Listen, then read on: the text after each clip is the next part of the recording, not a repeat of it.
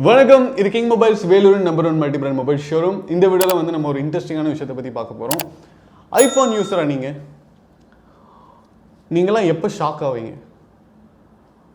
One fine day நீங்கள் phone எடுத்து on பண்ணும்போது ஃபோன் ஆன் ஆகாது. அப்போ வந்து நம்ம என்ன பண்ணுறதுனே தெரியாது, எல்லாமே ஃபோனில் தான் இருக்கும்.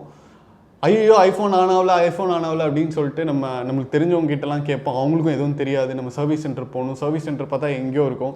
இது மாதிரி சிச்சுவேஷன்ஸில் நீங்கள் என்னெல்லாம் பண்ணி உங்கள் ஐஃபோனை திரும்பி ஆன் பண்ணலாம் அப்படிங்கிறது தான் இந்த வீடியோவில் பார்க்க போகிறோம். நீங்கள் ஒரு ஐஃபோன் யூஸராக இருந்தால் இந்த வீடியோ ஃபுல்லாக பாருங்கள். உங்கள் ஃப்ரெண்ட்ஸ் யாராவது ஐஃபோன் வச்சுருந்தாங்கன்னா அவங்களுக்கு இந்த வீடியோ ஷேர் பண்ணுங்கள். வாங்க வீடியோக்குள்ளே போகலாம். ஐஃபோன் ஆன் ஆகாமல் போகிறதுக்கு நிறைய காரணங்கள் இருக்குங்க. அதில் வந்து ரீசெண்டாக நிறைய பேர் எக்ஸ்பீரியன்ஸ் பண்ண ஒரு காரணம் என்ன அப்படின்னு பார்த்தீங்கன்னா ஓவர் ஹீட். இப்போ வந்து லாஸ்ட் மந்த் பார்த்தீங்கன்னா இந்த ஜூன் மே மாதம்லாம் வந்து வெயில் வந்து ரொம்ப பீக்காக இருந்துச்சு. நிறைய பேர் ஐஃபோனை வந்து காரில் வெயில் படுற மாதிரி வச்சுருவாங்க, இல்லைனா பைக்கில் வந்து மேப் போட்டு போவாங்க. அப்போ சூடு ஜாஸ்தியாகும் போது ஐஃபோன் ஆட்டோமேட்டிக்காக வந்து ஆஃப் ஆயிடும். அதில் இருக்கிற எல்லா கனெக்ஷனுமே கட் ஆகி எமர்ஜென்சி கால் மட்டும்தான் நீங்கள் பண்ண முடியும் அப்படிங்கிற மாதிரி ஒரு செட்டப் பண்ணியிருக்காங்க ஐஃபோனில். ஸோ நம்ம என்ன பண்ணுவோம், நம்ம வந்து ஃபோன் யூஸ் பண்ணிகிட்டே இருப்போம், இல்லை காரில் வச்சுருவோம். திடீர்னு பார்த்தா ஐஃபோன் வந்து ஆன் ஆகாது, எதுவும் ஒர்க் ஆகாது. அப்போ நம்ம வந்து பயந்துருவோம். அதுக்கு நீங்கள் ஒன்றுமே பண்ண வேணாம். ஐஃபோனை வந்து கொஞ்சம் டெம்பரேச்சர் கம்மியாக இருக்கிற இடத்துல, கூலாக இருக்கிற இடத்துல வச்சிங்க அப்படின்னா ஆட்டோமேட்டிக்காக வந்து அது ஒர்க் ஆக ஆரம்பிச்சிடும். அண்ட் நீங்கள் வந்து முடிஞ்ச அளவுக்கு இன்டர்நெட் யூஸ் பண்ணாமல் வைஃபைலாம் யூஸ் பண்ணிங்கன்னா ஃபோன் வந்து கொஞ்சம் சூடு கம்மியாகவே இருக்கும். அண்ட் அப்படி சூடாகி திரும்ப ஃபோன் ஆன் ஆகும்போது நீங்கள் வந்து இன்டர்நெட் யூஸ் பண்ணிட்டு, இல்லைனா ஃபோன் வந்து வீடியோஸ் எடுக்கிறது, இல்லைனா கேம் விளாட்றது, அது மாதிரி ரொம்ப டீடியஸான ஆப்ரேஷன் கொடுக்காம நீங்கள் லைட்டாக எமர்ஜென்சி பர்பஸ் மட்டும் யூஸ் பண்ணிட்டு ஃபோன் ஃபுல்லாக கூல் டவுன் ஆனதுக்கப்புறம் நீங்கள் யூஸ் பண்ணிங்கன்னா திரும்ப வந்து ஃபோன் ஆஃப் ஆகாது.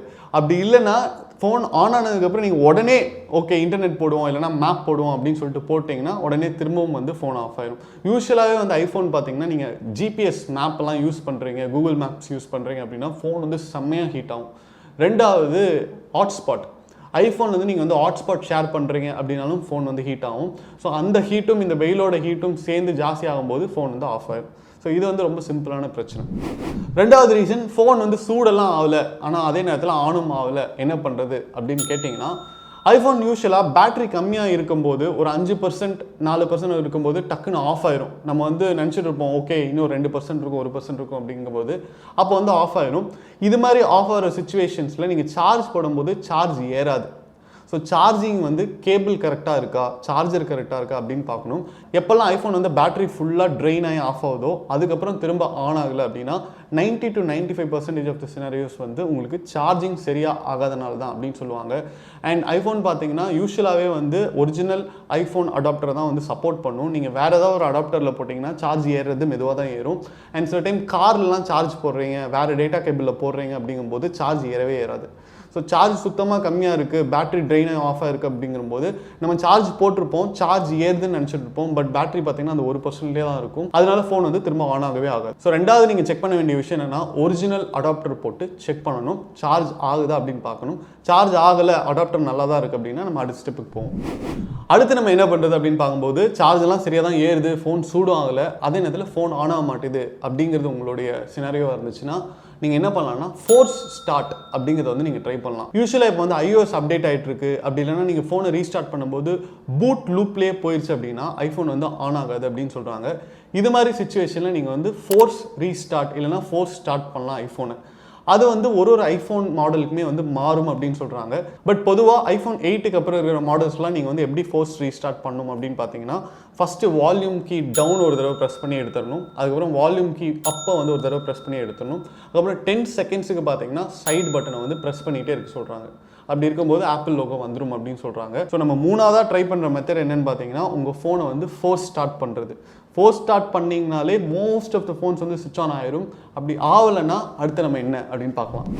சில ஐஃபோன் மாடலில் பார்த்தீங்கன்னா வால்யூம் கீ டவுனையும் பவர் பட்டனையும் நீங்கள் வந்து லாங் ப்ரெஸ் பண்ணீங்க அப்படின்னா ஃபோன் வந்து ரீஸ்டார்ட் ஆகும். ஸோ உங்கள் மாடலுக்கு வந்து நீங்கள் எது மாதிரி ரீஸ்டார்ட் பண்ணணும் அப்படிங்கிற லிங்க்கை வந்து டிஸ்கிரிப்ஷனில் கொடுத்துருக்கோம். அந்த லிங்க்கை கிளிக் பண்ணி நீங்கள் பார்த்துக்கலாம். ஓகேங்க, நான் ஃபோர்ஸ் ரீஸ்டார்ட்டும் பண்ணி பார்த்துட்டேன், அப்பவும் வந்து ஃபோன் சுவிட்ச் ஆன் ஆகலை அப்படிங்கும்போது நீங்கள் வந்து பேட்டரியை ரீப்ளேஸ் பண்ணி ட்ரை பண்ணலாம். நம்மளுக்கே தெரியும் ஐஃபோனில் பார்த்தீங்கன்னா பேட்டரி ஹெல்த் அப்படிங்கிறது ரொம்ப ரொம்ப முக்கியம். ஐஃபோனை நீங்கள் ஒரு 2 வருஷமாக யூஸ் பண்ணுறீங்க அப்படின்னா பேட்டரி ஹெல்த் வந்து ஒரு 80% வந்துடும். 80க்கு கம்மியாக நீங்கள் எப்போ எடுத்துகிட்டு போகிறீங்களோ அப்போயும் வந்து பேட்டரி வந்து ரிஸ்கில் இருக்குது அப்படின்னு அர்த்தம். நீங்கள் வந்து வேறு ஏதாவது சார்ஜர் யூஸ் பண்ணியிருப்பீங்க, இல்லைனா ஹெவியான அப்ளிகேஷன்ஸ் யூஸ் பண்ணிகிட்டே இருந்திருப்பீங்க, இல்லைனா ஃபோன் வந்து ஓவர் ஹீட் ஆகி அதனால பேட்டரி வந்து டேமேஜ் ஆகிருக்கும். இது மாதிரி சினாரியோஸில் பார்த்தீங்கன்னா பேட்டரி பிரச்சனையாக இருக்கிறனாலே ஃபோன் வந்து ஆன் ஆகாது, சார்ஜும் ஆகாது. ஸோ இந்த நேரத்தில் வந்து நீங்கள் பேட்டரியை மாற்றி தான் ஆகணும். அடுத்தது, பேட்டரி வந்து போகிற அளவுக்கு ரொம்ப பழைய ஃபோன்லாம் இல்லை, இப்போ தான் ரீசெண்டாக வாங்கினேன் ஆனாலும் ஆன் ஆக மாட்டேங்குது அப்படிங்கும்போது ஃபோர்ஸ் ரீஸ்டார்ட் பண்ணியும் ஆனால அப்படின்னா நீங்கள் வந்து இந்த ஃபோனை சிஸ்டமோட கனெக்ட் பண்ணி நீங்கள் வந்து ட்ரை பண்ணி பார்க்கலாம். யூஸ்வலாகவே சிஸ்டமோட கனெக்ட் பண்ணி நீங்கள் சுவிட்ச் ஆன் பண்ண ட்ரை பண்ணும்போது மோஸ்ட் ஆஃப் த ஃபோன்ஸில் ஏதாவது பிரச்சனை இருக்குது, பூட்டிங் பிரச்சனை இருக்குது அப்படின்னா கூட உங்களால் வந்து சிஸ்டமில் ஐடென்டிஃபை பண்ணிட முடியும்.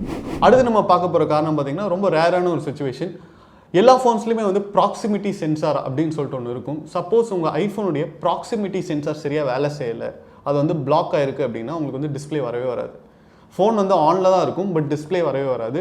இது மாதிரியான சுச்சுவேஷன்ஸில் நம்ம என்ன பண்ணோம் அப்படிங்கும்போது ஃபோனை வந்து ஃபஸ்ட்டு ஃபோர்ஸ் ரீஸ்டார்ட் பண்ணிடணும். அது வந்து ஹார்ட் ரீசெட் அப்படின்னு கூட சொல்லலாம். ஸோ நீங்கள் ஹார்ட் ரீசெட் பண்ணிட்டீங்க அப்படின்னா ஃபோன் வந்து சுவிட்ச் ஆன் ஆகும்.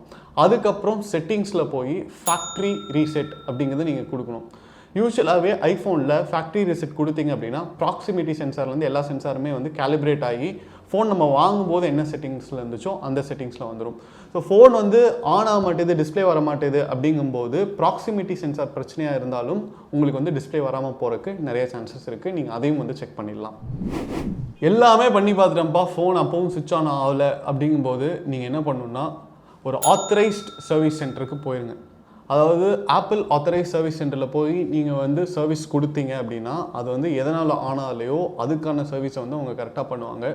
சப்போஸ் நீங்கள் வந்து ஒரு அன்ஆத்தரைஸ்ட் சர்வீஸ் சென்டர் போயிட்டீங்க, அவங்க வந்து வேறு ஏதாவது பண்ணி வாரண்டியை வந்து டேம்பர் பண்ணிட்டாங்க, இல்லைனா வந்து வேறு ஸ்பேர் பார்ட்ஸ் வந்து டேமேஜ் பண்ணிட்டாங்க அப்படின்னா உங்களுக்கு வந்து ப்ராப்ளம் வந்து இன்னும் கிரிட்டிக்கல் தான் ஆகும். சர்வீஸ் சென்டரில் கொடுத்தீங்கன்னா ஆல்மோஸ்ட் எல்லா ப்ராப்ளத்தையுமே வந்து அவங்க ரெக்டிஃபை பண்ணிடுவாங்க. அண்ட் நம்மளுக்கே தெரியும் ஐஃபோன் வந்து அவ்வளோ சீக்கிரம் பிரச்சனையே வராது. ஐஃபோன் வந்து உலக அளவில் வந்து நல்லா போயிட்டு இருக்கிறதுக்கு ஒரே காரணம் என்ன அப்படின்னா அதோடைய குவாலிட்டி அண்ட் டூரபிலிட்டி, அதே நேரத்தில் அதோட ரீசேல் வேல்யூ தான். ஸோ ஐஃபோன் யூஸ் பண்ணிட்டு இருக்கீங்க அப்படின்னா உங்களுக்கு இந்த மாதிரி பிரச்சனை வரக்கூடாது அப்படிங்கிறது தான் கிங் மொபைல்ஸோட விருப்பம். அதையும் தாண்டி உங்கள் ஃபோன் ஆனோ இல்லைன்னா நம்ம இந்த வீடியோவில் பார்த்ததெல்லாம் ட்ரை பண்ணுங்கள். இந்த வீடியோவை ஐஃபோன் யூஸ் பண்ணிட்டு இருக்கிற உங்கள் ஃப்ரெண்டுக்கு ஷேர் பண்ணுங்கள். அண்ட் இது மாதிரி நிறைய டெக் அப்டேட்ஸ், மொபைல் அன்பாக்சிங் வீடியோஸ்லாம் பார்க்க நம்ம கிங் மொபைல் யூடியூப் சேனலை சப்ஸ்கிரைப் பண்ணுங்கள். அடுத்த வீடியோவில் உங்களை சந்திக்கிறேன். until then, bye from DK. மனசுக்கு ரொம்ப பிடிச்சவங்களோட நீங்க பயணிக்கும் ஒவ்வொரு இனிமையான பொழுதுகளை சந்தோஷமா பதிவு செய்ய ஒரு பெஸ்டான மொபைல் இருந்தா, தங்கள் வாழ்க்கையை முழுசா வாழ்ந்து முடிச்ச பிறகும் அதை மறுபடியும் முதல்ல இருந்து வாழ நினைக்கிற சின்ன சின்ன ஆசைகளை பதிவு செய்ய ஒரு கியூட்டான மொபைல் இருந்தா, நண்பேண்டான்னு வார்த்தைகளால மட்டும் சொல்லாம அதை செயல்லையும் காட்டும் நண்பர்களின் புனிதமான நட்பை சுவாரஸ்யமா பதிவு செய்ய ஒரு ஸ்மார்ட்டான மொபைல் இருந்தா, உலகத்துல எத்தனை உறவுகள் இருந்தாலும் தங்கச்சிக்கு பிடிச்ச விஷயங்களை தானா புரிஞ்சுக்கிற அண்ணன் கிடைக்கிறதெல்லாம் ஒரு வரம். அந்த உறவை கூடவே வச்சு கொண்டாட ஒரு செம்மையான மொபைல் இருந்தா, நீங்கள் மறக்க முடியாத நினைவுகளை பதிவு செய்யும் ஒரு அழகான உலகம் கிங் மொபைல்ஸ். உங்கள் பொன்னான தருணங்களை கிங் மொபைல்ஸுடன் கொண்டாடுங்கள்.